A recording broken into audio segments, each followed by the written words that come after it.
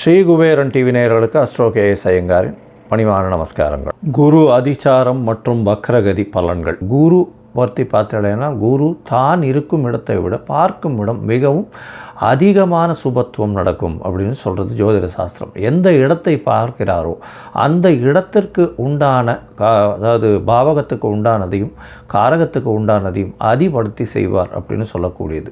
அதிபடுத்தி செய்வார்னா நல்லபடியாக செய்வார். அதாவது மறைந்த இடங்களை அவர் பார்த்தாலும் நல்ல ஒரு ஏற்றத்தை கூட அதன் மூலியமாக வரக்கூடிய லாபங்களையும் அதன் மூலியமாக வரக்கூடிய நன்மைகளையும் மட்டுமே அவர் செய்வார். குருவை பொறுத்தவரையிலும் நன்மைகளை மட்டுமே செய்வார்.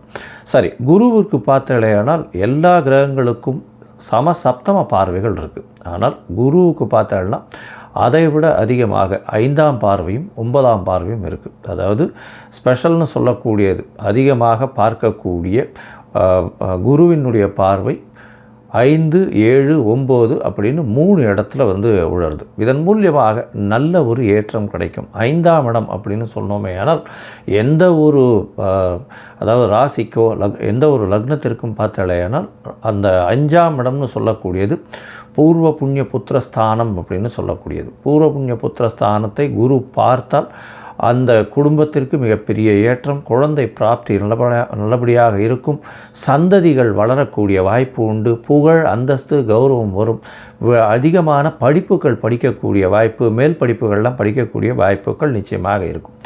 சப்தமத்தை குரு பார்க்குறார் அப்படின்னும் பொழுது 7ஆம் இடத்தை குரு பார்க்கும் பொழுது உங்களுக்கு என்ன வரும் அப்படின்னு பார்த்தாலேயானால் திருமணங்கள் நிச்சயிக்கப்படும். நல்ல திருமணங்கள் பெற்றோர்களின் சம்மதத்தின் மூலியமாக நிச்சயிக்கக்கூடிய வாய்ப்புகள் மிகவும் அதிகமாக இருக்கும். அது தவிர உங்களுடைய பார்ட்னர்ஷிப் கன்சர்ன், அது தவிர வியாபாரங்கள் நல்லபடியாக பெருகும். ஏன்னா குருவை பொறுத்தவரையிலும் காரகத்துவம்னு சொல்லக்கூடியது குரு புத்திர காரகன்னு சொல்கிறாங்க. அதை தவிர தன காரகன்னு சொல்கிறாங்க. அதனால் தொழில் முன்னேற்றம் வேணும் அப்படின்னா தொழில் ஸ்தானத்தையும் குரு பார்க்கணும். அதாவது 10ஆம் இடத்துல குரு பார்வை இருந்ததுன்னா பெரிய ஏற்றத்தை கொடுக்கும். அது தவிர 7ஆம் இடத்துல குரு 7ஆம் இடத்தை பார்த்தாலோ அது 7ஆம் இடத்தில் இருந்தாலோ கண்டிப்பாக உங்களுக்கு அதாவது கூட்டு தொழிலில் ஒரு பெரிய வெற்றியை கொடுக்கக்கூடிய காலகட்டமாக அமையும். சரி, இந்த குருவுக்கு 9ஆம் பார்வை என்ன செய்யும்? குருவுக்கு 9ஆம் பார்வையின் மூலியமாக பார்த்தோம்னா வெளிநாடு போய் படிக்கக்கூடிய யோகம், வெளிநாட்டிலிருந்து அதீதமாக பணம் சம்பாதிக்கக்கூடிய யோகம், இதெல்லாம் வரக்கூடிய வாய்ப்புகள் மிகமாக உண்டு.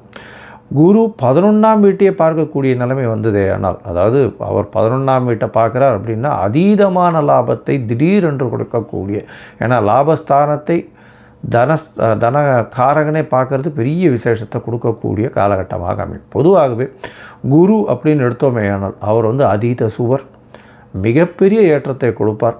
அவர் நல்ல அதாவது ராசியிலேயோ லக்னத்திலேயோ ராசியிலேயோ இருந்தாரே ஆனால் நேர்மையான வழிகள் மூலியமாக சம்பாத்தியத்தை பெறுப்பார்.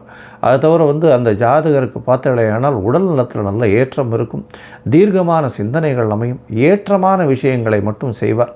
அவர் போனாலே அவருக்கு பெரிய மரியாதையும் இது இருக்கக்கூடிய வாய்ப்புகள் நிச்சயமாக இருக்கும்.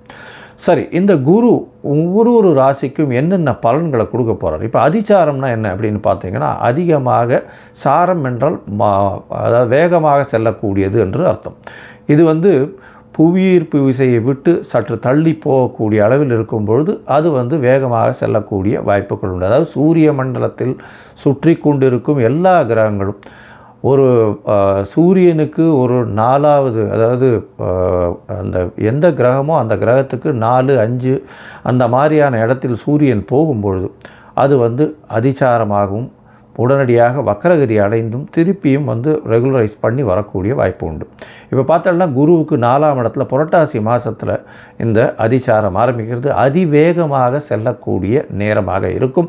அதற்கு பிறகு ஒரே மாதத்தில் அதாவது பார்த்தோம்னா 18/11/2025 அப்போ பார்த்தேனால் குரு அதிசாரமான குரு புரட்டாசி 4 அதாவது புனர்பூசம் 4ஆம் பாதத்தில் இருந்த குரு வக்ரகதி அடைய ஆரம்பிப்பார். ஏன்னா 5ஆம் இடத்துல சூரியன் வரும்போது குருவுக்கு அந்த மாதிரியான விஷயங்கள் வர ஆரம்பிக்கும்.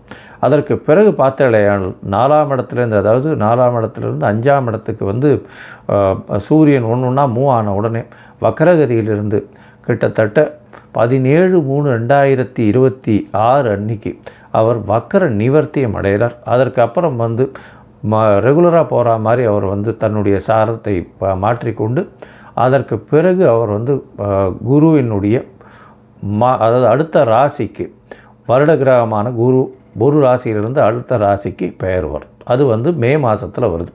இப்போது அதிசாரம் வந்து கிட்டத்தட்ட ஒரு மாதம், அதாவது 8/10/2025 18/11/2025 வரலும் அதிசாரமானார். 18/11 பார்த்தேலையானால் புனர்பூசம் 4ஆம் பாதத்தில் வக்ரகதியாகி அதற்கப்புறம் மிதுன ராசிக்கு போகிறார். மிதுன ராசிக்கு புனர்பூசம் 3ஆம் பாதத்துக்கு 21/12/2025 போகிறார்.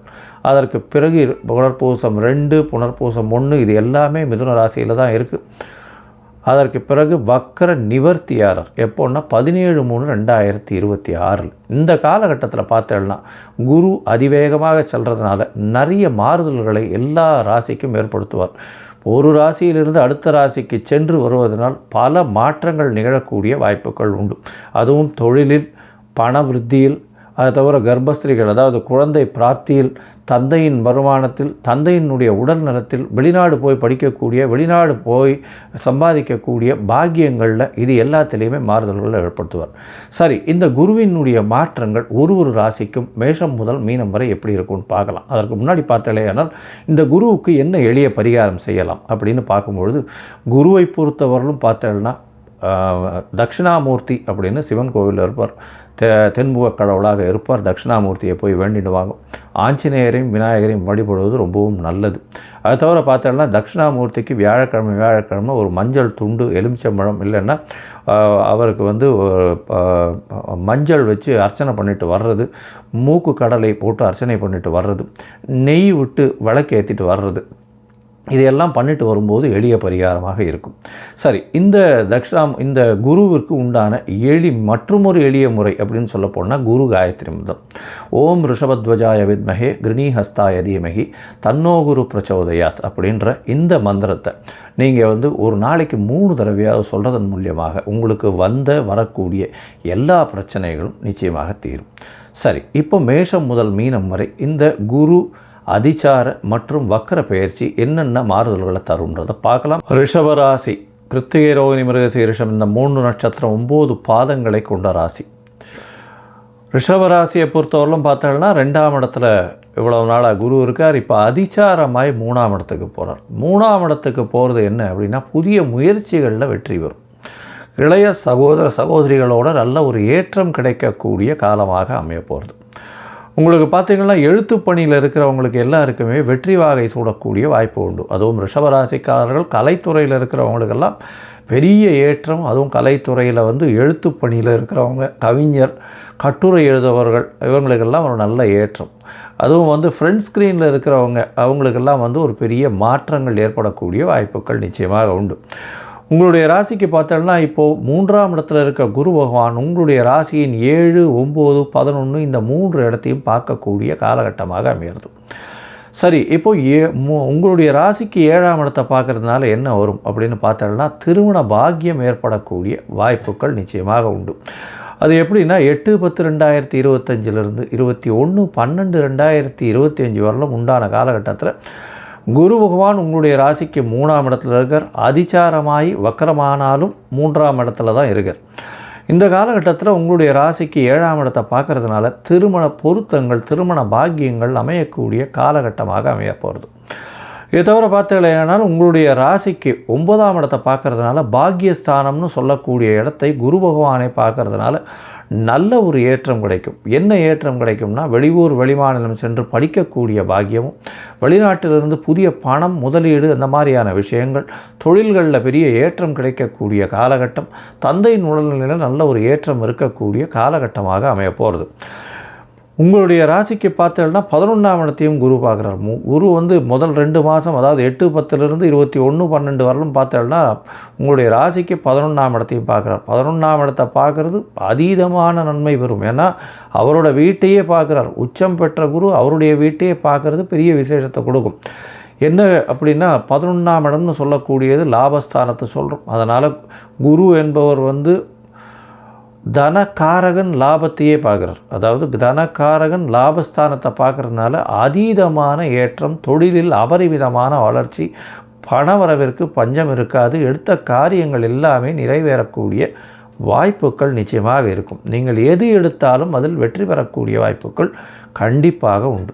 இந்த ரிஷபராசிக்காரர்களுக்கு பார்த்தீங்கன்னா 3ஆம் இடத்தில் இருக்கக்கூடிய குருவின் மூலியமாக அதீதமான லாபங்கள் வரக்கூடிய வாய்ப்பு உண்டு. சரி, 21/12/2025 மேலே பார்த்தீங்கன்னா குரு வக்கரகதி அடைந்து மறுபடியும் 2ஆம் இடத்துக்கே வர்றார். வக்கரகதி அடைந்து 2ஆம் இடத்துக்கு வர்றதுனால பார்த்தோம்னா பேச்சில் கொஞ்சம் ஜாகிரதையாக இருக்கிறது நல்லது. இருப்பினும் குரு 2ஆம் இடத்துல இருக்கிறது ரொம்பவும் விசேஷம். உங்களுடைய ராசிக்கு 8ஆம் இடத்தை பார்க்குறதுனால வெளிநாடு, வெளியூர், வெளிமாநிலம் செல்லக்கூடிய வாய்ப்புகள் நிச்சயமாக இருக்கும். அதாவது 21/12 17/3/2026 வரலும் உண்டான காலகட்டத்தில் பார்த்தேனால் 8ஆம் இடத்தை வக்கர குரு பார்க்குறது பெரிய விசேஷத்தை கொடுக்கும். உங்களுடைய ராசிக்கு 10ஆம் இடத்தையும் குரு பார்க்குறார். அதாவது வக்கரம் பெற்ற குரு பார்க்குறார். பெரிய மாற்றங்கள் ஏற்படக்கூடிய வாய்ப்புகள் நிச்சயமாக இருக்கும். ஏன்னா சனி பகவானும் 10ஆம் இடத்துல இருக்கார்.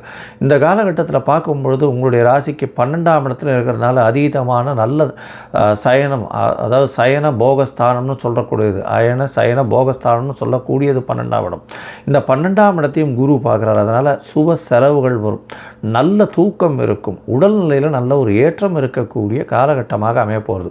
பேச்சில் நல்ல நளினம் இருக்கக்கூடிய காலகட்டம். எடுத்த வேலைகள் எல்லாமே முடியக்கூடிய பாக்கியம் நிச்சயமாக அமையும். உங்களுடைய ராசிக்கு பார்க்கும்பொழுது 2ஆம் இடத்தில் இருப்பதும் 3ஆம் இடத்தில் இருப்பதும் நல்ல ஒரு ஏற்றத்தை கொடுக்கக்கூடிய காலகட்டமாக இருக்குது. மொத்தத்தில் பார்த்தா இந்த ரிஷபராசிக்காரர்களுக்கு பெரிய ஏற்றம் கிடைக்கக்கூடிய காலமாக இந்த குரு அதிசார வக்கரம் பயிற்சி நடக்கிறது. அதாவது குரு உங்களுடைய ராசிக்கு 3ஆம் இடத்தில் இருக்கும் பொழுது திருமண பாக்கியம் ஏற்படக்கூடிய வாய்ப்பு உண்டு. எதிர்பாலினத்தவர் மூலியமாக நல்ல ஒரு ஏற்றம், வியாபாரத்தில் கூட்டு தொழிலில் பெரிய ஒரு மாற்றங்கள் அமையக்கூடிய வாய்ப்பு, வெளிநாடு, வெளியூர், வெளிமாநிலம் சென்று வரக்கூடிய வாய்ப்புகள் நிச்சயமாக உண்டு. தொழிலில் அபரிமிதமான ஏற்றமும் தொழில் லாபமும் அதிகமாக இருக்கக்கூடிய காலகட்டமாக இருக்கும். வெளிநாடு சென்று வரக்கூடிய பாக்கியத்தை கொடுக்கக்கூடிய காலகட்டமாக இருக்கும். உங்களுடைய ராசிக்கு பார்த்தோம்னா வக்கரமாய் 2ஆம் இடத்துல வரும்பொழுது 8ஆம் இடத்தை பார்க்கறதுனால வெளிநாட்டு போகக்கூடிய யோகங்களும், மறைந்த இடத்திலிருந்து திடீர் பண வரவுகளும் வரக்கூடிய வாய்ப்புகளும், அது தவிர தொழிலில் மாற்றங்கள் ஏற்படக்கூடிய காலகட்டமாகவும் அமைய போகிறது. அது தவிர உங்களுடைய ராசிக்கு 12ஆம் இடத்தையும் உங்களுடைய அதாவது உங்களுடைய ராசிக்கு பார்த்தலையானால் 10ஆம் இடத்தையும் குரு பார்க்கறதுனால தொழிலில் பெரிய அபரிமிதமான மாற்றங்கள் கிடைக்கக்கூடிய காலகட்டமாக அமைய போகிறது. இந்த காலகட்டத்தில் பார்த்தலையானால் நீங்கள் அருகில் இருக்கக்கூடிய ஸ்ரீபெரும்புதூர் ராமானுஜர் கோவிலுக்கு போய்ட்டு வாங்க. ஏன்னா குரு பகவான்னு சொன்னோம்னாலே குரு என்பவர் உங்களுடைய குல குருவாகவும் இருக்கலாம். ராமானுஜர் என்பவர் பெரிய, அதாவது நிறைய மக்களுக்கு பெரிய வாழ்க்கையை காட்டிய மகான். அதனால் வாழ்வில் மிகப்பெரிய மாறுதல்களை காட்டியவர் அவர். அதனால் அவர் ராமானுஜரை போய் சேவிச்சுட்டு வாங்க. மிகப்பெரிய ஏற்றத்தையும் மாற்றத்தையும் உங்கள் வாழ்வில் கொடுப்பார். நெய் வழக்கு போடுங்க, அர்ச்சனை பண்ணிட்டு வாங்க. அதை தவிர துளசி மாலை போட்டு வாங்க ராமானுஜருக்கு. இதை தவிர பார்த்தீங்கன்னா அருகில் இருக்கக்கூடிய தட்சிணாமூர்த்தி சன்னதிக்கு உங்களால் முடிஞ்ச அளவுக்கு இந்த சுண்டல் பலகாரம், அதாவது சுண்டல் பண்ணி கொடுக்கறது ஒரு பெரிய ஏற்றத்தை கொடுக்கக்கூடிய காலம். அது தவிர உங்களுடைய ராசிக்கு பார்த்தோம்னா அருகில் இருக்கக்கூடிய இந்த பாடசாலைகளில் படிக்கக்கூடிய குழந்தைகளுக்கு உங்களால் முடிஞ்ச பாட புஸ்தகமோ இல்லைன்னா எழுத்து பேனா பென்சில் இல்லைன்னா நோட் புஸ்தகம் அந்த மாதிரியான விஷயங்கள் வாங்கி கொடுக்கறதும், அருகில் இருக்கக்கூடிய கோவிலில் தேங்காய், அதை தவிர